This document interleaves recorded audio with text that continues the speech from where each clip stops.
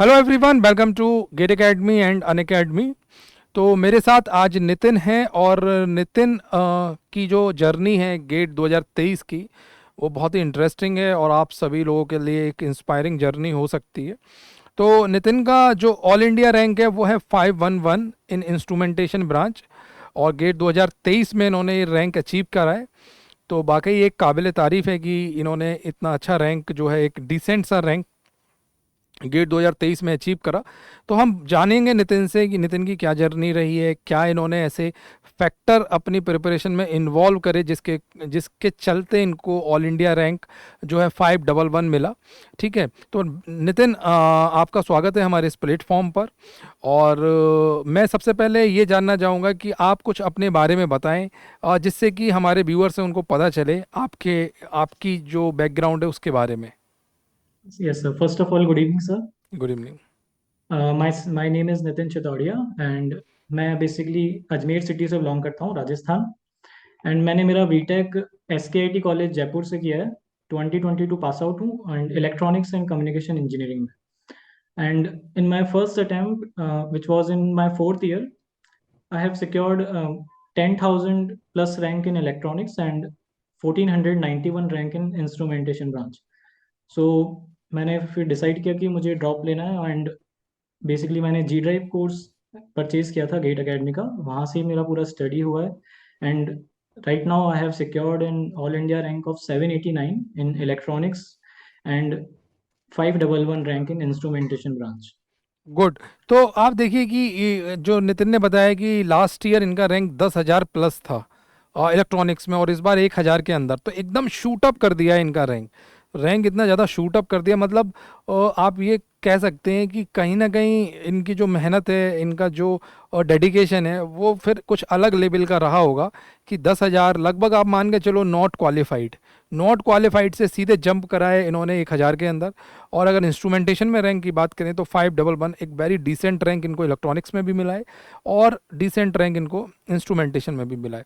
तो मैं सबसे पहले आपसे ये क्वेश्चन करूँगा कि गेट एकेडमी का क्या रोल है, आपका ये जो रैंक अचीव आपने करी इसमें गेट एकेडमी का रोल क्या है?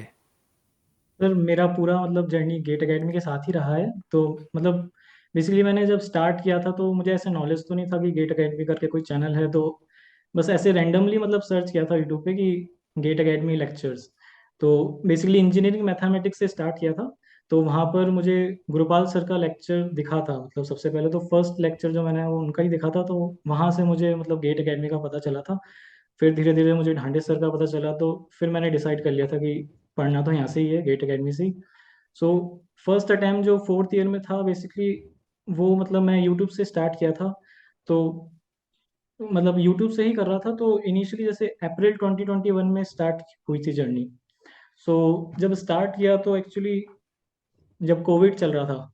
सो अब मतलब फैमिली काफ़ी ज़्यादा अफेक्ट हो गया था कोविड से, मतलब सबको ही मतलब एक एक करके कोविड हो गया था। तो मतलब वो काफ़ी ब्रेक आ गया था स्टार्ट करते ही, मतलब जैसे अप्रैल में स्टार्ट किया था तो मई जून एंड जुलाई मतलब टोटल इसमें ही चला गया। तो काफ़ी मतलब फाइनेंशियल और मेंटल डिस्टरबेंस था उस टाइम। सो फिर अगेन मैंने जुलाई से स्टार्ट किया था नेटवर्क थ्योरी, ढांडिया सर की प्लेलिस्ट से देखा था यूट्यूब से, बिकॉज काफ़ी मतलब फाइनेंशियल एक्सपेंडिचर हो चुका था। तो इसलिए मैं सही नहीं समझा था कि कोर्स ले लूँ, तो सोचा था कि यूट्यूब से ही करके देख लेता हूँ अभी। तो फिर सर अगस्त में मतलब ऐसे स्मार्ट कोर्स लॉन्च हुआ था गेट एकेडमी का। सो वो काफ़ी मिनिमल प्राइस पे था, तो मुझे वो काफ़ी सूटेबल लगा, तो मैंने फिर वो परचेज़ किया था। सो बेसिकली फर्स्ट अटैम्प्ट मेरा स्मार्ट कोर्स के थ्रू था। बट वो मतलब काफ़ी मतलब ऐसे उनके लिए ज़्यादा बेनिफिशियल रहा होगा जिनके बेसिक कंसेप्ट पहले से क्लियर थे। बट मेरा केस ऐसा नहीं था। मैं मतलब काफ़ी वीक ही था बेसिक कंसेप्ट में। तो बट मैंने फिर भी ट्राई तो किया था, बट इतने अच्छे से कंसेप्ट को कनेक्ट नहीं कर पाया था। तो इसलिए फर्स्ट अटैम्प्ट में मतलब और काफ़ी फिर पैनिक भी हो गया था सिचुए 3 आवर्स के ड्यूरेशन में। तो इसलिए वो काफ़ी बिगड़ गया मेरा वाला पेपर तो। और फिर नेक्स्ट अटैम्प्ट में इसलिए फिर मैंने डिसाइड किया था कि इस फेलियर को ओवरकम करने के लिए I have to attempt one more time. And इसलिए फिर मैंने सोच लिया था कि पूरा फुल फ्लेज्ड प्रिपरेशन करूंगा, इसलिए फुल पूरा पेड कोर्स लिया था जी ड्राइव का, और पूरा प्रॉपरली मतलब तरीके से पढ़ाई करी है। तो नितिन ये बताइए कि पहले आपका रैंक 10,000, अब आपका रैंक 1,000 के अंदर। तो इस यस सर। दौरान ऐसा तो होगा नहीं कि सिर्फ आपने गेट का फॉर्म भर दिया और आपकी रैंक आ गई, ऐसा तो होगा नहीं। आपने जो जर्नी यहाँ से यहाँ तक जो आपने कंप्लीट की है, तो किस तरीके से आपने प्लानिंग करी थी, या क्या, अगर कोई फ्यूचर एस्पिरेंट हमको देख रहा हो या हमको सुन रहा हो, तो वो मतलब किस तरीके से प्लान करे अपना 1 ईयर, जिससे तो उसका भी सर रैंक ये इस डिसेंट रैंक में वो आ पाए। तो आप अपनी जर्नी बताइए, आपने क्या ऐसा करा या क्या फैक्टर आपने इन्वॉल्व करे। तो मुझे A to Z आप बताइए, मतलब स्टार्टिंग आपने कैसे करी, और क्या आपका डे 22 प्लान था, कोई टाइम टेबल था, नहीं था, रिवीजन का क्या शेड्यूल रखते थे, टेस्ट सीरीज का क्या रोल है। A to Z मतलब बताइए, ताकि सामने वाला एकदम समझ पाए और एकदम बेसिक लेवल पर उसको आइडिया हो जाए कि अगर मैं इस रास्ते पे चलूंगा तो डेफिनेटली एक डिसेंट रैंक लेकर आऊंगा। सो सर बेसिकली अप्रैल 2022 में मैंने परचेज कर लिया था कोर्स। जी। तो अब कोर्स आया था तो पूरा उनका आपका जैसे पूरा जो मैनुअल है उसके अकॉर्डिंग मैंने देख लिया था कि कैसे कैसे प्लान करना है। तो स्टार्टिंग में मैंने 2 सब्जेक्ट स्टार्ट किए थे, नेटवर्क थ्योरी और इंजीनियरिंग मैथमेटिक्स, जो कि मतलब पहले से मेरे को थे ये सब्जेक्ट्स तो मेरे काफ़ी सही थे। बट और थोड़ा ब्रशअप करने के लिए मैंने वीडियोस देखे थे उसके। सो मतलब मैंने इस तरह से प्लानिंग करी थी कि ऐसे 2 सब्जेक्ट्स पैरेलल लेके चलूंगा।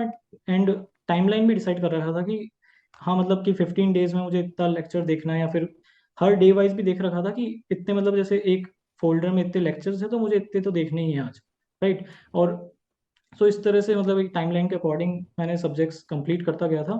और साथ में टेस्ट सीरीज का भी मैंने जुलाई से स्टार्ट कर दिया था, टॉपिक वाइज टेस्ट। और फिर अगस्त सितंबर लगते लगते मैंने सब्जेक्ट वाइज टेस्ट भी स्टार्ट कर दिए थे। एंड नवंबर एंड तक मेरा कोर्स मतलब इस तरह से कंप्लीट हो गया था। मतलब मैं कैलेंडर में ऐसे मार्क करता जाता था कि इस डेट पे मुझे ये करना है और यहाँ तक मुझे ये कर लेना है। तो भले ही मतलब कभी कभी नहीं भी होता था, तो ऐसा कुछ नहीं है कि हर बार मतलब 100% एक्यूरेसी तो नहीं होती है, बट ठीक है ऐसे मार्क मतलब ऐसे बिल्कुल एक प्लानिंग तो होना ही चाहिए कि हाँ यहाँ तक अपन को इस डेट तक तो इतना करके ही जाना है इस तरह से। तो इस तरह से मतलब प्लानिंग थी और सक्सेसफुली मतलब नवंबर एंड तक मेरा कोर्स कंप्लीट हो चुका था पूरा। अच्छा, एक सवाल और पूछूंगा कि जो 1 साल की ये जर्नी आपकी रही है, कभी आपको बीच में ऐसा फील नहीं आया कि अ, मैं 1 साल मतलब मैं पढ़ रहा हूँ, मज़ा नहीं आ रहा, उतना अच्छा नहीं लग रहा, और पता नहीं गेट में मेरा पहले भी रैंक बहुत अच्छा नहीं था, इस बार भी अगर नहीं आया तो कैसे करूँगा? क्योंकि ये बहुत सारे एस्पिरेंट की कॉमन प्रॉब्लम होती है, वो तैयारी तो स्टार्ट कर देते हैं लेकिन बीच में जाके स्टक हो जाते हैं। उनको लगता है अरे नहीं, मेरे दोस्त लोग अच्छी जॉब कर रहे हैं, कोई आईटी कंपनी में जा रहा है, कोई यहाँ जा रहा है, कोई कोडिंग सीख रहा है, और नहीं नहीं मैं नहीं कर रहा, अब मेरे डिमोटिवेशन आ रहा है। तो वो यहाँ पर आके ब्रेक हो जाते हैं। आपको ऐसा कभी फील आया या नहीं? सर इतना ज़्यादा तो नहीं आया ऐसा बोलूँगा, मतलब क्योंकि मेरी इंस्पिरेशन तो सर उमेश ढांडे सर है। मतलब वो मतलब उनके वर्ड्स काफ़ी ज़्यादा टच करते हैं मुझे बहुत। मतलब वो जिस तरह से बोलते हैं कि अगर आप एक बार फेल हो भी गए हो तो ऐसा नहीं है कि आपको अपने एफर्ट्स को डाउन कर देना है, आपको मतलब कंटिन्यूसली एफर्ट करते रहना है कि एक ना एक दिन तो मतलब आपको रिजल्ट मिलेगा ही। तो जैसे कि एनालॉग इलेक्ट्रॉनिक्स जब उमेश ढांडे सर से पढ़ा था, तो वो इतना पैशनेटली पढ़ाते हैं कि किसी को भी मतलब इंटरेस्ट आ ही जाएगा। तो वहाँ से मतलब मैंने मेरा थर्ड सब्जेक्ट ही एनालॉग था, क्योंकि मेरे फर्स्ट अटैम्प्ट में एनालॉग कम्युनिकेशन ईएमएफटी ये सब वीक सब्जेक्ट्स थे। तो मैंने स्टार्टिंग में इसलिए मैंने ऐसे प्लान किया था कि ज़्यादा टाइम मुझे इनको देना है, और काफ़ी टाइम भी लगता है। एनालॉग सब्जेक्ट काफ़ी बड़ा सब्जेक्ट है, एनालॉग एंड कम्युनिकेशन। तो उसको मैंने अगस्त में स्टार्ट, नॉट अगस्त, जुलाई, हाँ जुलाई एंड अगस्त के अंदर कम्युनिकेशन और एनालॉग स्टार्ट किया था। तो काफ़ी मतलब अच्छे से सर ने पढ़ाया था तो इंटरेस्ट वहाँ से बनने लग गया था। फिर कम्युनिकेशन भी काफ़ी अच्छा पढ़ा था, साकेत सर के वीडियोस देखे थे तो काफ़ी मतलब इस तरह से इंटरेस्ट तो था। और डिजिटल इलेक्ट्रॉनिक्स फिर सुजय ससूजा सर से पढ़ा था तो उसमें भी काफ़ी इंटरेस्ट आया था। तो इसलिए इंटरेस्ट तो मेरा बना रहा था, ऐसा नहीं कह सकता कि इंटरेस्ट तो नहीं था। मैं काफ़ी मतलब ऐसे खुद के साथ रिवीजन करने का भी स्टाइल मेरा ऐसा था कि ऐसा नहीं कि कॉपी देखकर बस ऐसे पलट के रिवीजन कर रहे हैं या फिर देख देख के रिवीजन कर रहे हैं। खुद से मतलब बिना देखे कोई भी टॉपिक उठा लिया और उसके बारे में अपने आप लिखते जा रहे हैं बस। और जितना स्टोरी मतलब माइंड में है वो बस लिखते जा रहे हैं। तो इस तरह से इंटरेस्ट था, बहुत अच्छे से इंटरेस्ट था एनालॉग इलेक्ट्रॉनिक्स और डिजिटल कंट्रोल सिस्टम ये सब। अगर कोई आपसे एस्पिरेंट, जो फ्यूचर एस्पिरेंट है, अगर वो आपसे सवाल पूछे कि अगर मैं मेरे को पढ़ाई में मन नहीं लगता है, या फिर मेरे को ऐसा लगता है कि नहीं मेरे से गेट नहीं हो पाएगा, आप उसके लिए क्या बोलना चाहेंगे? अ, पढ़ाई में मन तो सर इसलिए भी नहीं लग सकता कि मतलब या तो आप सही सोर्स से नहीं पढ़ रहे हैं। मतलब अगर आप सही सोर्स से पढ़ते हैं, और दूसरा चीज़ ये भी है कि आपके अंदर खुद के अंदर भी होना चाहिए कि हाँ हमको अच्छा लाइफ में करना ही है। अगर आपने चूज कर लिया है कि आपको गेट से ही अच्छा लाइफ में करना है, तो ये आपको अपने अपने अंदर से मतलब मोटिवेशन होना चाहिए। ऐसा नहीं होना चाहिए कि कोई सामने आके बोल रहा है आपके तभी आप जाके मोटिवेट हो रहे हैं। खुद के अंदर अपनी लाइफ के लिए, अपनी लाइफ को अच्छा बनाने के लिए या फिर अपनी फैमिली के लिए होना चाहिए कि आपको अच्छा करना है, तो धीरे धीरे फिर इंटरेस्ट भी आने लग जाता है। तो ये बात जो बताया है नितिन ने कि भाई आप अपना आपको खुद से भी इंटरेस्ट होना चाहिए, तो ये बात मैं उन सभी एस्पिरेंट के लिए बोलना चाहूँगा जो अभी 2024 या 25 के लिए तैयारी कर रहे हैं। हो सकता है बीच बीच में आपको कुछ ऐसे फेज देखने को मिले, आपको लगता हो कि नहीं मेरे से नहीं बन पा रहे हैं क्वेश्चन, या फिर कुछ सब्जेक्ट आपको ऐसा लगते हो कि वो जो टफ हैं, आपको लगे कि नहीं इसमें उतना कॉन्फिडेंस नहीं आ रहा। तो लेकिन आप अपनी जर्नी को कंटिन्यू रखिए, बीच में अगर ऐसे फेज आएंगे भी तो आप उससे पार पा सकते हैं। अगर कोई आपको 100% सब्जेक्ट नहीं समझ में आ रहा तो आप 50% पे रहिए उसमें। अब जरूरी नहीं है कि 10 के 10 सब्जेक्ट आपके अच्छे हों, ठीक है, ऐसा नहीं है। और अगर मान लो कोई क्वेश्चन उस सब्जेक्ट से भी आ गया कि जो आपको बहुत अच्छा आता हो और उस दौरान आपसे ना बना हो, तब आप कैसे रिएक्ट करेंगे? तब ये दोनों पॉसिबिलिटीज हैं। तो आप ना आपको आपको कैरी करनी है अपनी लाइफ, आपको अपनी जो जर्नी है गेट की वो कैरी करनी है, आगे लेकर जानी है। ऐसा ना हो कि आप बीच में रुक जाएं और बोले नहीं। तो ऐसे बहुत सारे गेट एस्पिरेंट हाथ अपना पीछे खींच लेते हैं, और जब टाइम निकल जाता है तब उनको लगता है कि अच्छा अब मेरे को कर लेना चाहिए था। जैसे मैं नितिन का ही एग्जांपल दूं, आज इनका ऑल इंडिया रैंक अगर हम देखें तो 511 इंस्ट्रूमेंटेशन में, ठीक है, 700 के आसपास रैंक इनका इलेक्ट्रॉनिक्स में है। तो आज अगर ये अपने रिजल्ट को देखते होंगे तो बहुत ज़्यादा प्राउड फील होता होगा कि मैंने जो पूरा टाइम दिया आज वो रिफ्लेक्ट हो रहा है। ठीक है, चाहते ये तो ये भी बीच में छोड़ सकते थे, ये भी इधर उधर के ख्यालों में रह सकते थे, लेकिन जब आपने ठान रखा है कि आपको अच्छा करना है तो फिर उसमें कोई आपको रोक नहीं सकता। नितिन, एक सवाल और मैं आपसे पूछूंगा कि पीवाईक्यू का क्या रोल है आपके मतलब प्रिपरेशन में? फिर पीवाईक्यू का तो बहुत ही ज़्यादा अच्छा खासा रोल है। मतलब बिकॉज गेट का पूरा पैटर्न तो अपन को पीवाईक्यू से ही समझ में आता है।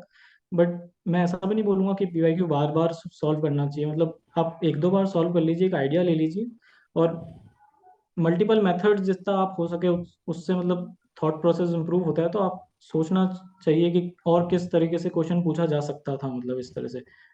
ये सब मतलब ढांडे सर से ही सीखा हूँ कि किस तरह से मतलब एक ही क्वेश्चन को कैसे कैसे अलग अलग वेज में सॉल्व किया जा सकता है। तो उस तरह से एनालाइज करना चाहिए मतलब क्वेश्चन को। एंड पीवाईक्यूज मतलब रिवीजन के पॉइंट ऑफ व्यू में भी पीवाईक्यूज रिवीजन का भी पार्ट, बहुत अच्छा पार्ट होना चाहिए पीवाईक्यूज का। आप रिवीजन किस तरीके से करते थे? आपका जो आप बोल रहे हैं कि रिवीजन का भी बहुत बड़ा पार्ट होना चाहिए, आप किस तरीके से रिवीजन करते थे सब्जेक्ट का?